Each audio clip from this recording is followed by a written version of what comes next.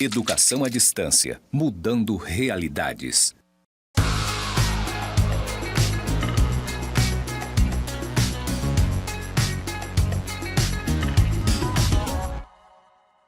Olá, aluno, olá, aluna. Seja bem-vindo à primeira aula da unidade 1 da disciplina Teorias Educacionais. Na aula de hoje, você vai estudar as concepções epistemológicas de educação. Aí vocês podem perguntar, professora, mas o que é isso? O que são essas concepções epistemológicas da educação? Bem, eu espero que até o final dessa aula você tenha a resposta para essa pergunta.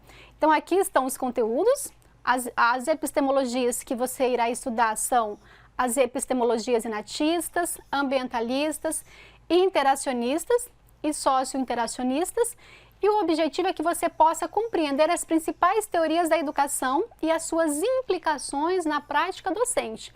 Lembra que lá na apresentação dessa disciplina, eu disse para vocês que ela vai contribuir para vocês refletirem sobre que prática adotar em sala de aula, mas a prática que você vai adotar em sala de aula tem que ser coerente com o que você espera, que tipo de aluno você espera, você pretende formar.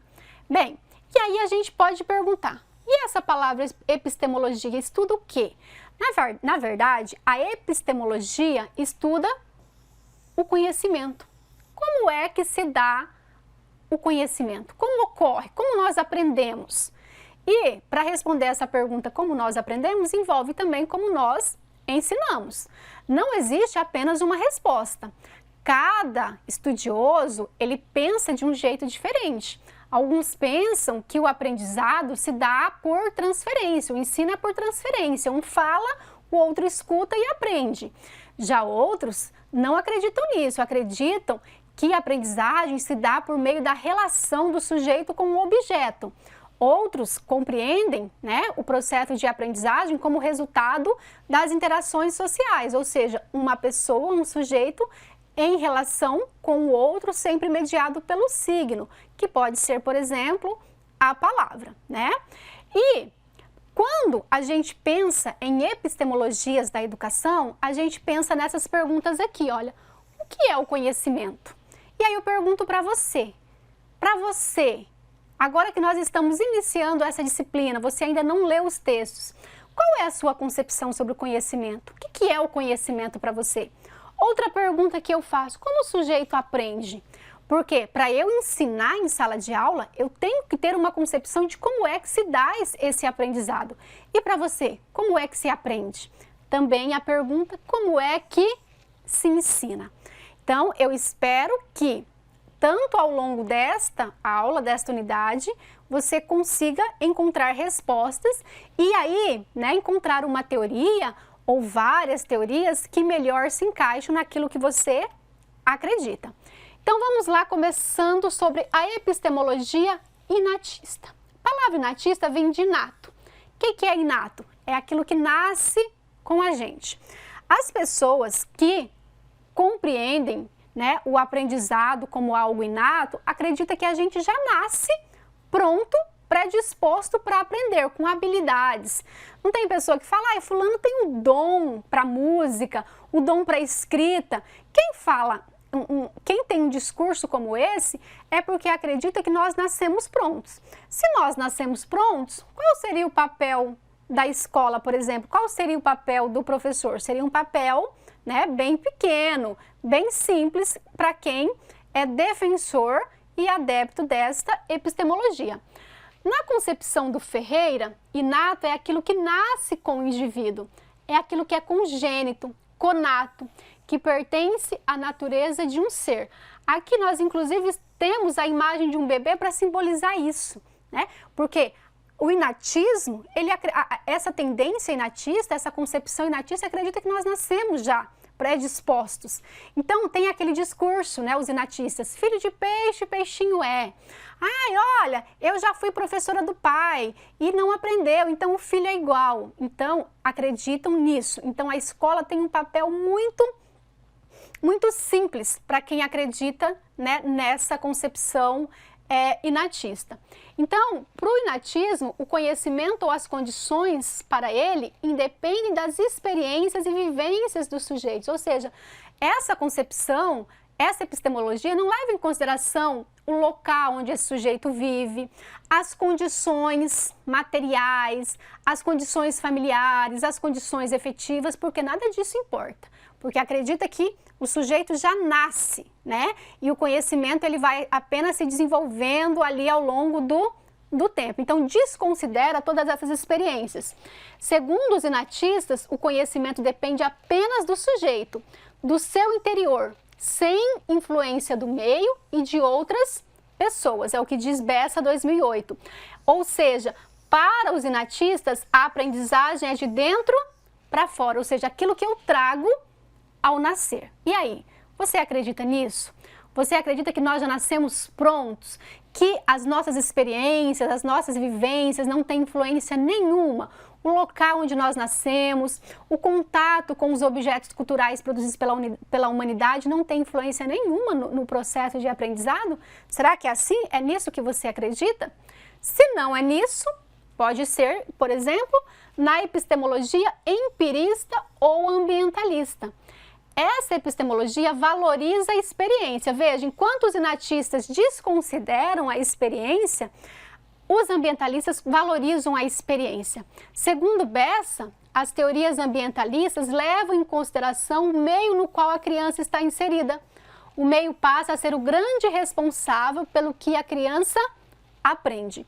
Ao contrário dos inatistas, aqui a aprendizagem é de fora para dentro, ou seja, o local onde eu estou inserido, as relações, as trocas, tudo isso é importante para a construção da aprendizagem. Temos também a epistemologia interacionista. O que é isso? As teorias interacionistas percebem a aprendizagem como um processo de inter-relação entre o sujeito e o objeto. No futuro, nas demais unidades, você vai estudar Jean Piaget. E o Jean Piaget, ele acreditava nisso, que o aprendizado ele é um processo de construção, uma construção que resulta da interação entre o sujeito e o objeto. Por exemplo, que a criança em contato, a criança pega lá este objeto aqui, por exemplo, o mouse, e a criança vai, né, se relacionando com este objeto e ela vai o quê? Construindo o conhecimento para este objeto que ela desconhece, ou seja, essa é a epistemologia interacionista que defendeu o Piaget, que nós estudaremos nas próximas unidades. Segundo este conjunto de teorias, é a partir da ação do sujeito sobre o objeto, ou melhor, da interação do sujeito e do objeto, que o aprendiz extrai daquilo que quer conhecer as informações necessárias para o seu uso, caracterizando um tipo de aprendizagem ativa, ou seja, são nessas trocas.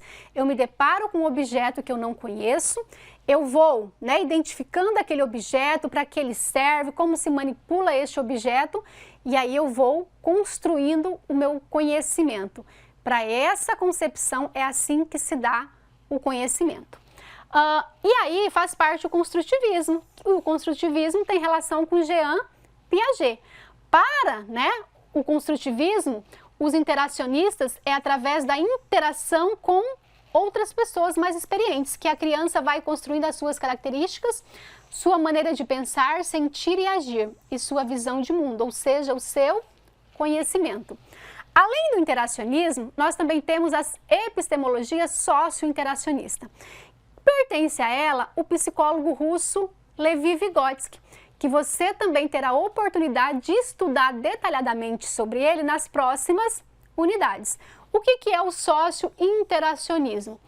Essa teoria socio-interacionista, elas explicam a aprendizagem a partir das interações sociais realizadas pelo sujeito que aprende, ou seja, acredita que nós aprendemos sempre mediado, né, pelo signo, pela linguagem e na troca constante com outro sujeito, com um sujeito mais experiente. Então, valoriza muito as interações sociais. Segundo esse conjunto de teorias, é a partir das relações sociais estabelecidas que ocorre não só a construção de um típico e específico de aprendizagem, que é a chamada de aprendizagem social, mas também uma aprendizagem mais humana, que envolve não apenas processos mentais ou estímulos gerados pelo meio, nem somente a interação do sujeito com o objeto de seu interesse, mas passa a levar em consideração também as relações estabelecidas pelo sujeito durante o processo de aprender, colocando em foco a relação de sala de aula ou, mais especificamente, a relação professor-aluno. E aí, de todas essas concepções que eu apresentei aqui para você, com qual delas você mais se identifica? Com qual dela ou com quais delas você mais se identifica? Porque se identificar com uma delas é importante para você começar a aprofundar os seus estudos e realizar, desenvolver uma prática pedagógica condizente, coerente com aquilo que você acredita, tá bom? Então essa foi a nossa primeira aula da primeira unidade. Eu espero que você leia os textos aí da unidade 1 e participe também da nossa aula ao vivo. Essas aqui foram as referências utilizadas nessa aula e você terá a oportunidade de ler, né, sobre elas lá na disciplina que está disponível no ambiente virtual de aprendizagem. Até a próxima!